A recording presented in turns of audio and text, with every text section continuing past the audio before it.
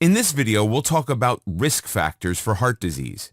There are many risk factors that you do not have any control over, such as your family history and age, but there are many factors that can contribute to the likelihood of having heart problems or a heart attack.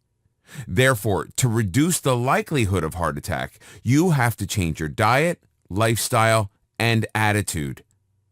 Most people will have at least one condition or habit that is a major risk factor for developing heart disease.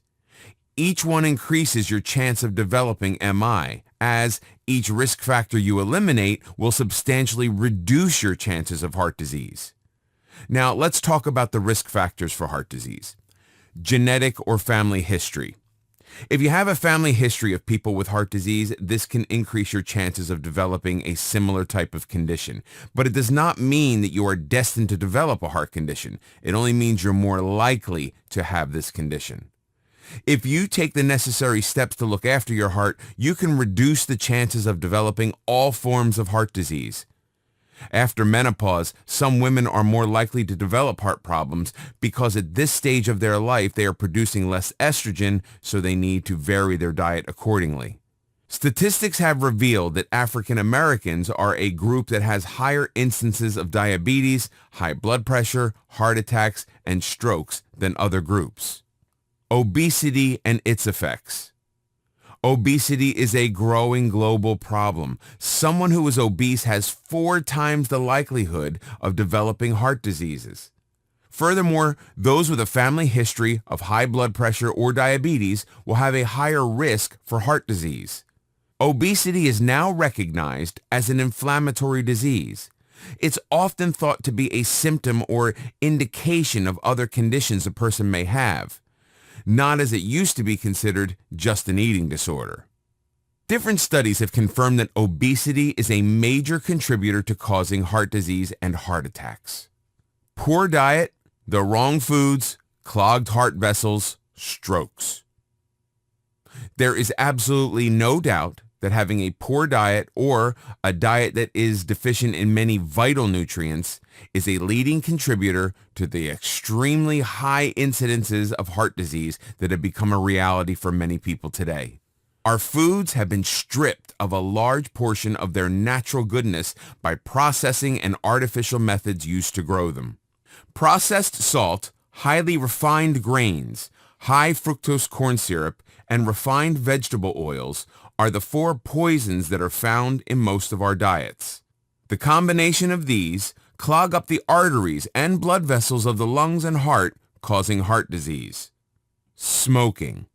Everyone is aware that smoking is likely to damage your lungs, but many do not seem to realize that it's also one of the leading reasons for people to have a heart attack. In fact, about 1 in every 5 people who die from a heart attack do so because of smoking. If you smoke, you are at least 4 times more likely to get heart disease than non-smokers, and the risks are even higher for women who take birth control pills. Secondhand smoke exposure is also a risk factor for having a heart attack.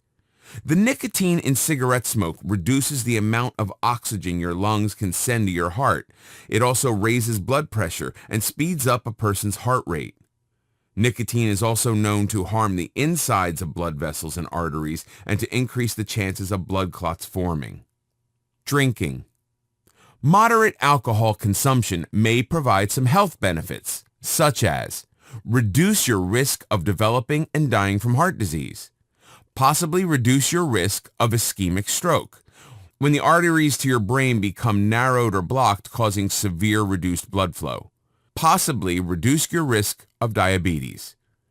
Even so, the evidence about health benefits of alcohol isn't certain, and alcohol may not benefit everyone who drinks.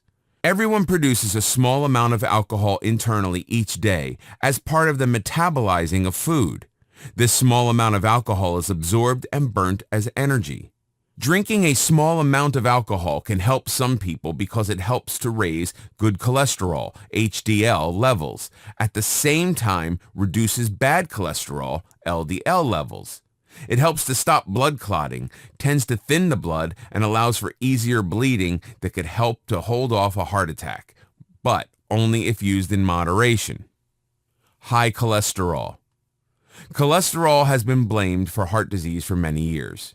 But it is now known that cholesterol is in fact healthy. It is one of the most important substances the body produces. After all, the body needs cholesterol to carry out its functions. For instance, our brain and liver are made of good cholesterol. Our body can produce cholesterol on its own. However, problems arise when we consume too much bad cholesterol, known as LDL or low-density lipoproteins.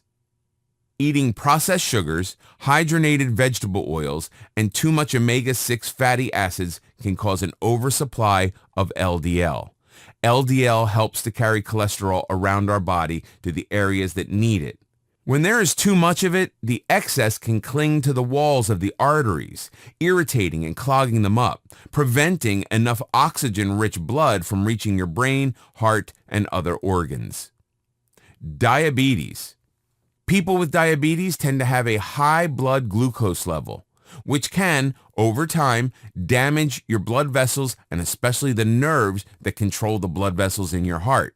Many people with diabetes can develop heart disease at a young age, and those with diabetes are almost twice as likely to have heart failure as non-diabetics.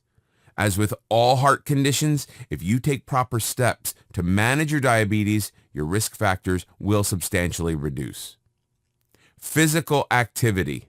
Doing very little or no physical activity is a major cause of heart disease and heart attacks. This is because they can't burn up excess, so it's turned into fat. The body is designed to perform a certain amount of activity daily to keep it supple, healthy, and function properly. When the body takes in more food and energy than it needs over an extended period, this will lead to obesity, which can lead to many diseases. The body needs exercise to stay in peak condition, which is a good way to ensure heart health.